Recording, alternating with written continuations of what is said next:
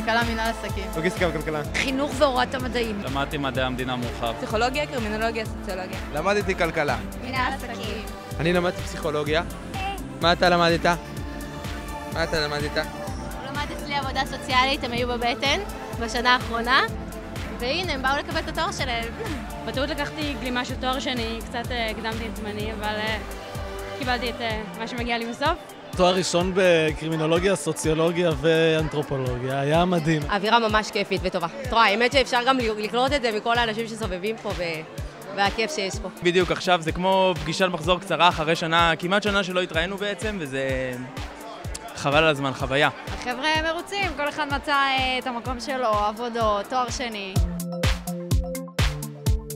בשבילי זה התואר השני בבר אילן. אני אוהבת את האוניברסיטה הזו. באמת שפשוט היו פה אנשים מקסימים, ובאמת היה כיף מאוד לבוא ולצחוק ביחד ולהיות ביחד ולעבור את המבחנים ביחד. האווירה ממש נחמדה. הלימודים, המרצים, ההתייחסויות לתלמידים, לצרכים שלהם, הכל היה מצוין. קודם כל גרתי פה במעונות כמה שנים ומאוד נהניתי. מהחבר'ה הייתי באגודת הסטודנטים גם. אני חייב לציין שבהשוואה לסטודנטים במכללות אחרות או אוניברסיטאות אחרות, אני הרבה יותר מרוצה מאנשים במקומות אחרים. וזה כבוד גדול להיות בוגר האוניברסיטה. מאוד מקצועי. תרם לי רבות בעבודה אצלי, בתחום שאני מתעסק בו. נתנו לי הרבה כלים, ובאמת יש תוצאות, ונתתי לארגון שלי, אני חושב, הרבה מאוד, ושיפרתי הרבה תהליכים בעקבות מה שלמדתי.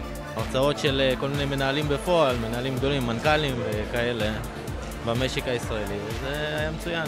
גם תיאוריות מבוססות מחקר, גם מרצים שהם מהשטח.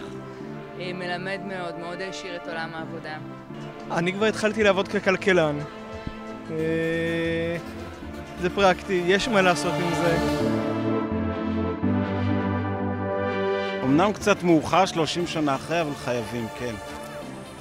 ולהמשיך לתואר שני. המשכתי ישירות כשסיימתי, המשכתי לתואר שלישי. 10 שנים האחרונות עשיתי בגילי המופלג 2 תארים. אימא ל5 ילדים, עובדת במשרה מלאה, ואפילו סבתא לנכדה.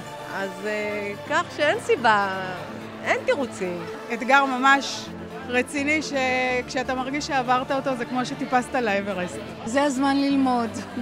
להמשיך הלאה, ממליצה. היה מעניין מאוד, היה כיף מאוד. 4 שנים, ילדתי פעמיים במהלך התואר. היה קשה, אמא שלי עזרה מאוד עם הילדים, גם בעלי. אגב, אמא שלי מתעקשת שהיום היא עולה לקבל את התואר. קיבלנו אישור לחליפה נוספת, נראה אם יהיה לה אומץ גם ברגעי האמת לעלות. החלום שלה שהיא אומרת לי, אמא, קחי את התואר, זה מגיע לך ושלך. אמרתי לה, אודליה, אם זה מגיע לי ושלי, לא שאת לוקחת ואחר כך אני רוצה לרדת ולקחת אותו.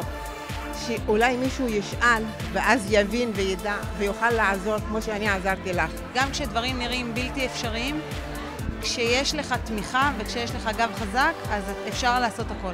ואני מקווה גם לסיים את הדוקטורט. הלימודים? זה מורכב, it's complicated. מורכב. היה קשה. היה מעניין. היה מאתגר. היה מלמד. והתמרמרנו הרבה לאורך הדרך. אבל הרווחנו המון, סך הכל לקחנו הרבה מפה. כן, ויש הכשרה טובה בבר אילן בעבודה סוציאלית. ואין ספק שכאילו, שאנחנו אומרים שלמדנו בר אילן, זה נשמע טוב, זה נראה טוב, זה... ושנינו עכשיו עם עבודה בחוץ, אז זה סך הכל חיובי. במקור אני מטורונטו ועשיתי עלייה בדיוק כשהתחלתי ללמוד. אני גר באפרת. ובמקור אני מניו יורק. אני מטורקיה. קיבוץ רעים. אני גר בברוכין, ומופיע במפה, אני מבטיח לך. אני באה מהצפון לבר אילן.